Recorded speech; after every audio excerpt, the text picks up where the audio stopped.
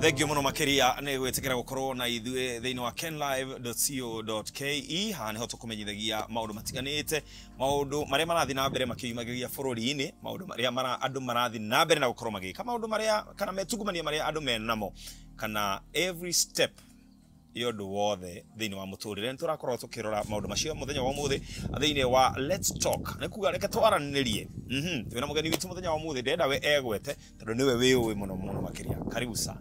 Asante sana. Kwa majina naitwa Evangeline Mukami. Yes.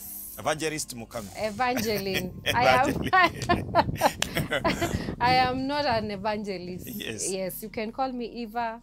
Yes. Do people confuse you when they see your name? They think you are an evangelist? No, but they think the name is too long. Okay. I also feel so. So most people who know me call me Eva. Eva. Yes. So for now, nigo wetamari tomode Evangeline Mukami. That is in order. Okay. Newega. Twira tiriri. Umete ko? Uciarirwo ko? Tobe tukumenye. Wikaire tukani. Reure nie nyumete Ebu. Born in a village called Govio. Govio? Yes. And when Gyoka Kwemenyare, that is where I got myself in Gekirima village. Govio, I think it's a sublocation. Then the location and the village.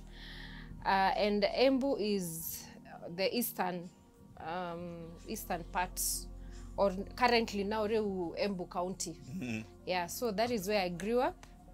As any other normal child, but I was very stubborn. Darimwana, very stubborn, very quick to do things. Okay. A child who had criminal mind. I hope you still don't have the criminal mind.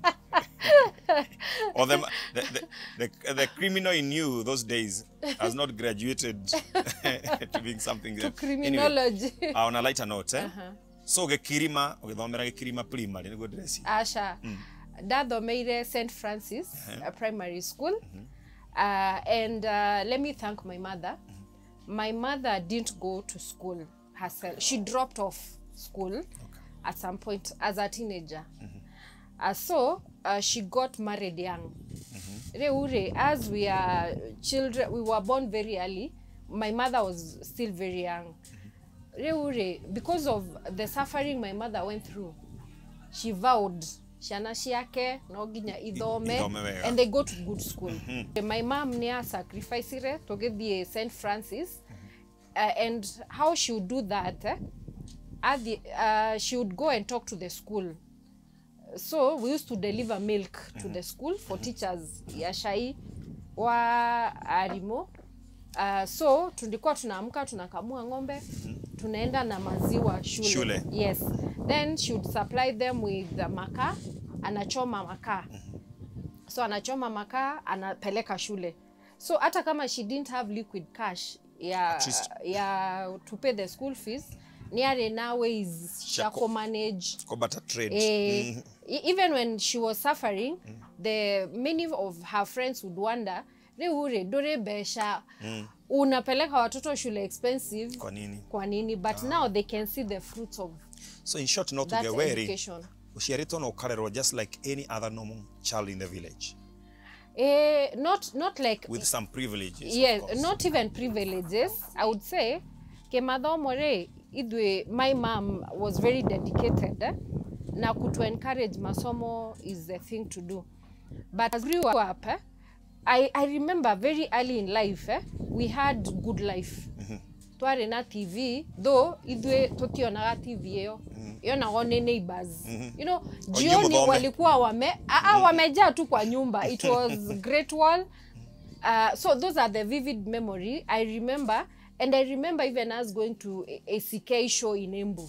You know, as you know, those very tender age. But at around 7 years, I started realizing that our family had very many issues. My dad would come home drunk. bara. There was just, I grew up in a community that ilikuwa tu vita. Over Christmas, wamechukuliana mapanga na brothers, my uncles. There was this fight everywhere. Okay. And for me now, I started seeing my mother yuko kwetu, ameenda, yuko, you know, as a child, after school tunakuja tunaambiwa madhe alienda.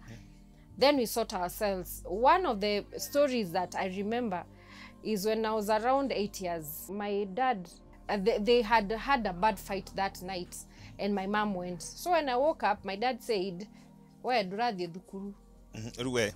Go and bring your mother back." At 8 years. So me nika trek, went to my maternal grandmother's home. Nikaenda, nikapata hata madhe yuko. So I was happy. I played, nikakula huko, you know. Then jioni nikaoga. I'm happy to be away from my dad. Yes. The stress. Guy, karibu tu tunaenda kulala. Nikasikia mlango. My mom ni woyo. What are you doing here? Ushoke kwaje? Because now already she's bitter because of the fights. Those were the episodes. And when my grandmother tried to intervene, this is around 8 p.m. Though my mom, I go back home. I walked, I ran. Nasi karibu. It's around, could be 20 kilometers. In the darkness. Kufika nyumbani, my dad said, without your mother, your assignment was not complete. Shoka. So when I got to the main road, I said, where am I going? So nikasema, let me go to my paternal grandmother and seek that night. And for 1 week, I didn't go to school. Okay. So, and that's why for me, I'm very passionate about gender-based violence. As much as ado mationaga the immediate effects, later in life, this thing haunts you. Near the high school, I always thought ningekujiwa kama mamangu amekufa. That was a nightmare. Because they used to fight. Mara, my dad is bleeding, my mom is bleeding. It was just chaos. And now, with this chaos, my mom is very hardworking, but she doesn't have time to organize a family. Niokire 1 month, niadire 3 a year.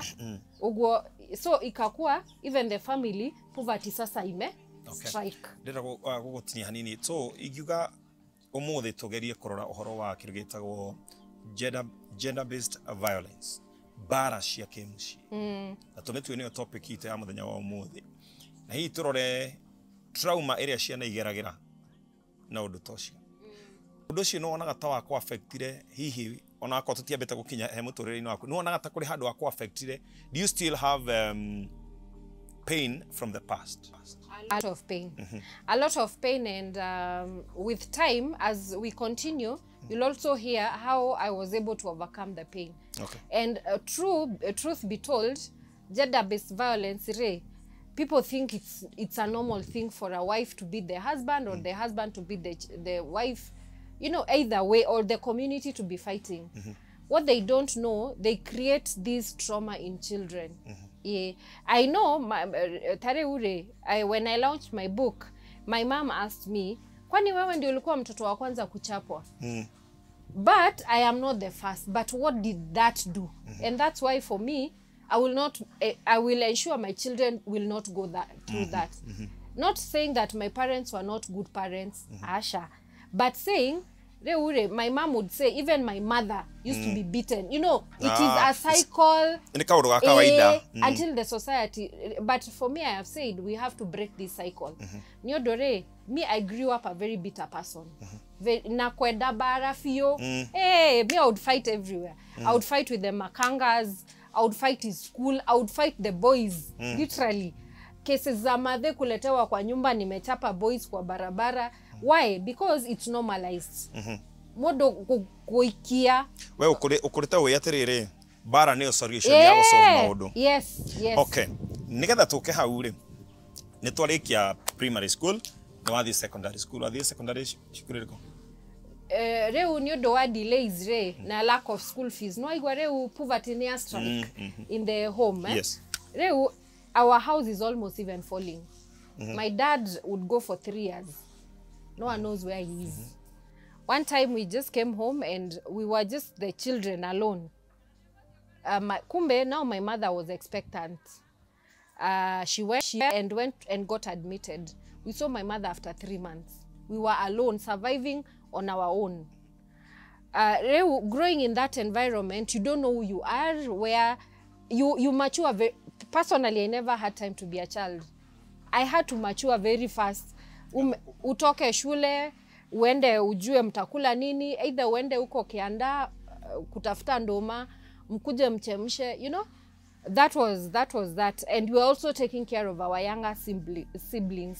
Are you the firstborn? No, I am the second born. Okay. But sasa as ni sisi tuta osha nguo to ensure, you know, because tumejipata in this situation.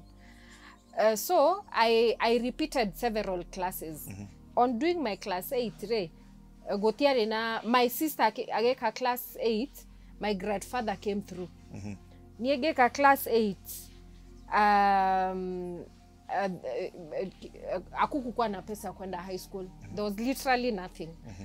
And our setup was my mother would go to my mother came from a fairly well-off family. My grandfather had businesses.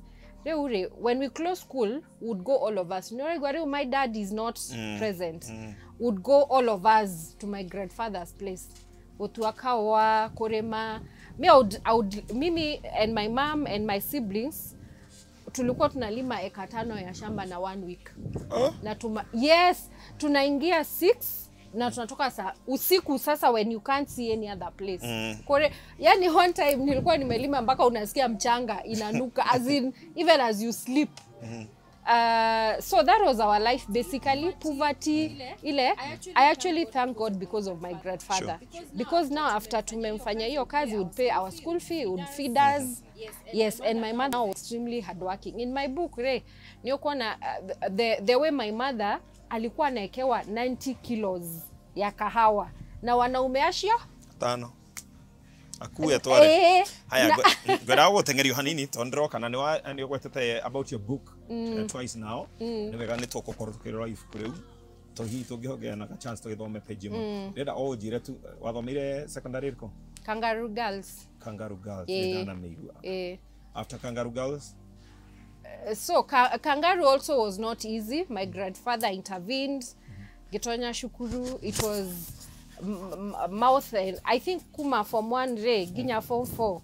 Unaona hizi checks uandikwa kwa factory. She had 3,000. I had paid less than 20,000 for 4 years. Every time niko igato uga sneak back ugo. But actually, if I would say about my high school, I was in high school for less than 2 years. Because most of the time I school fee. One time my mother hata alinirudisha shule. Alikuwa ametembea mguu, alikuwa na 500. Na this time I'm now going to form 3. Balance ya 67,000. Okay, tena magana mashio? Matano. Principal. Alimwangalia akamwambia atumie hii kama fare. As in, because it will add no value. And she hugged me and told me, you know, you must change the story of your mother. So that was the struggle. Geka form 4A, you know, you have to pay KCSE fee. Yes. Diare, I camped in the PC's office for 2 weeks. Mbaka one of the days, the askari told me, waingia tu. So the PC listened to me. Akaniambia, go come with your mother. Pato ariwe dhukuru na GK. Thank that PC.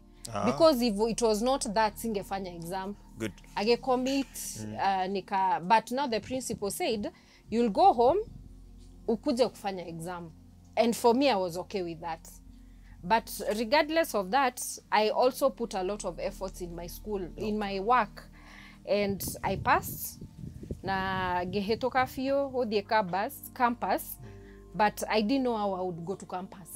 Yeah, so I just went back home to the village.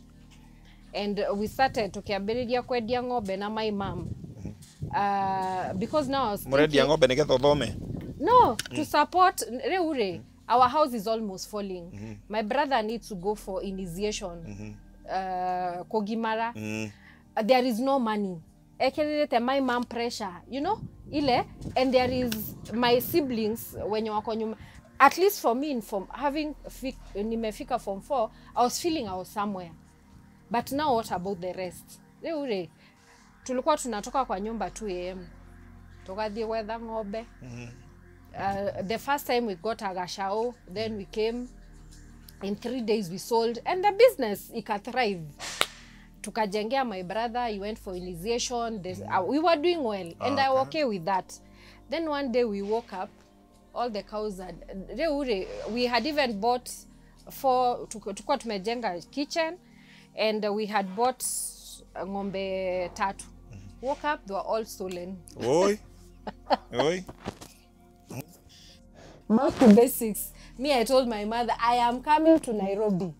Because the girls we were with in Nairobi, Marina starts off in high school, and bombed. As in, they had good life. I said, I'm coming to Nairobi. Whichever shape this will take, me, I will not be condemned by this poverty here. Whatever we were trying to kusanya, it's gone. So what am I doing? My mother cried. Back to zero. What is your father doing by that time?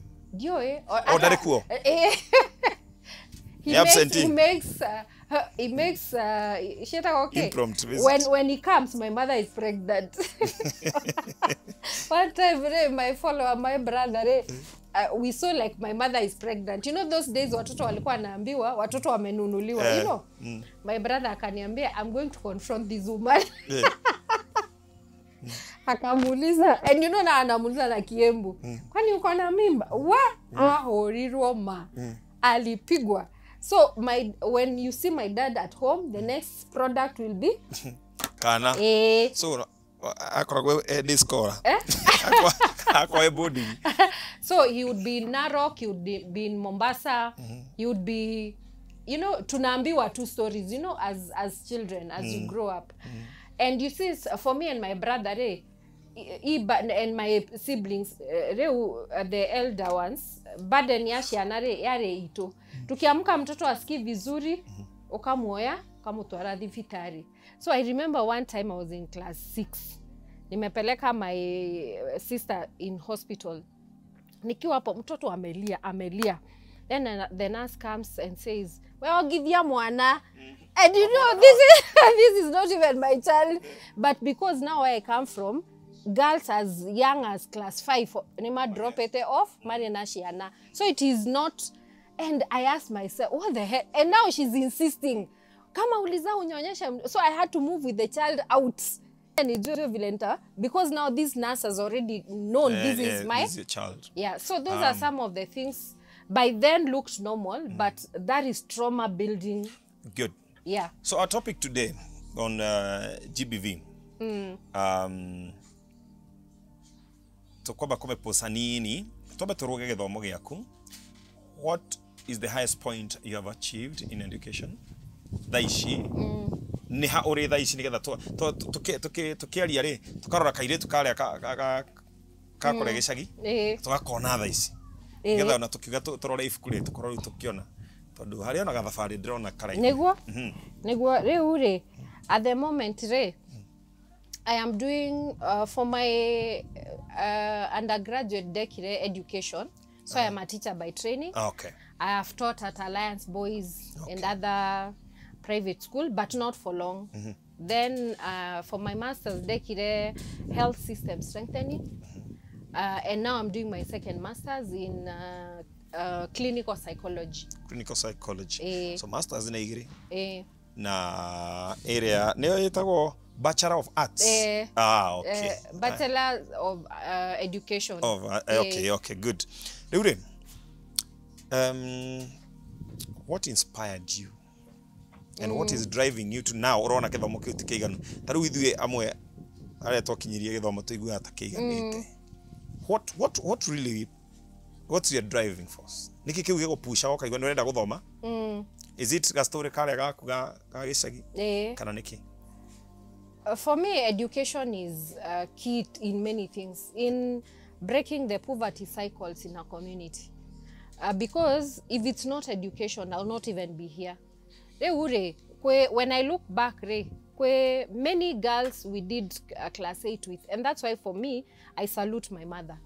You know, education was everything. She said ata afadhali ajinyime. My mother had only one dress. I can even draw the color and the shape. But for her, masomo was everything. Everything she got went to education. I read to Ariatware now class 8 when they didn't go proceed to Form 1. What would a class 8 girl do? Get married off. Yeah, one time when I was struggling to go to Form 1, my grandmother said, nadoke hike. Azi nini unashindilia? Yeah, hata utenda uko shule uzeeke, hautapata aman. So, and today when I go home, I literally see the role of education in where I am and where they are. That means you have made to change the narrative. Yes, yes, I've had to, because I was the first girl in my village to go to campus. Currently, even boys, a lot of, I think my cousin who was ahead of me, male, a man, and we were the first from this family that looked like hakuna kitu inaweza okotwa. But currently you see even parents sasa wanasema, unaona ile familia ni masomo. So lazima, you even see parents committing to better education. Ukaigwa my uncles wamepeleka watoto in the academy. They are investing all they have in education. Kitambo mtu angekuwa na gari na mtoto wake asomi. As in, it was neither here or there. Good. Ndira tuhumuke hanini, we take a very short break. Na tugucoka tukiroraga maundu maingi ni wagweta uhoro wa githomo hari mukinyanetie na ni ukugwetete uhoro wa ibuku riaku maita maingi na no nyende turore ibuku riu ona ko tutikuhota kurithoma riothe. Na hihi tumenye gutiri mundu hihi ukoragwo na kamuturire nywe no hakoragwo na challenges, tukorwo challenges irio ucamanitie nacio in life. Ino itagwo kenlife.co.ke ni njitagwo Ken wakora. Tukwamba tuhumukani tugicoka no tuguthi na mbere na kwaria na mundu witwo Evangeline Mukami.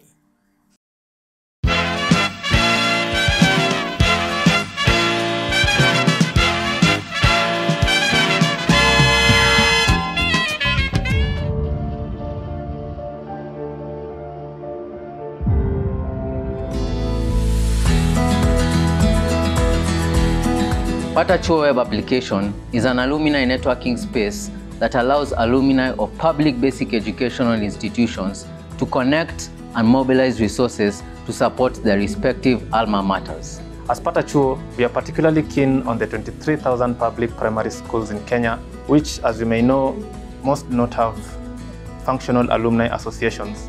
Pata Chuo repository enables institutions in Kenya to onboard the information so that alumni from across the world can see the current state of their institutions and move in to assist in the areas of need.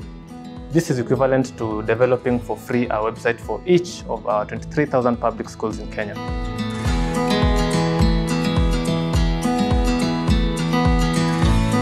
Pata Chuo, home of schools and alumni.